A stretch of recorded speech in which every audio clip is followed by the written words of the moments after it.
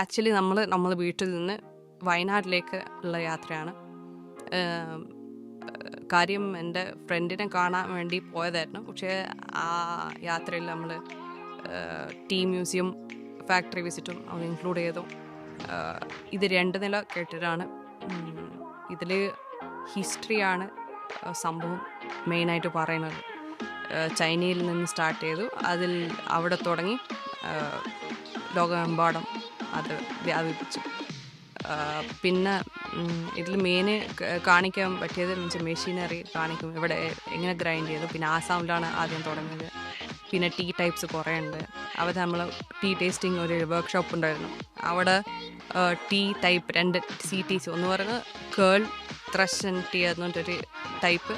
അതിൽ വരുന്നത് നമ്മൾ സാധാരണ വീട്ടിലുണ്ടാക്കുന്ന ചായനും പിന്നെ ഓർത്തഡോക്സ്, അത് ലീഫ് വലുതായിട്ടുള്ള ഒരു ചായയും. അത് കഴിഞ്ഞ് നമ്മൾ ഭക്ഷണം കഴിക്കാൻ അബുസരീം ഒക്കെ എന്താ ഒരു റെസ്റ്റോറൻറ്റ് ഉണ്ടായിരുന്നു നാട്ടിൽ തന്നെ. 1980s ആണ് ഇവർ. അവിടെ നമ്മൾ ഭക്ഷണം കഴിച്ചു.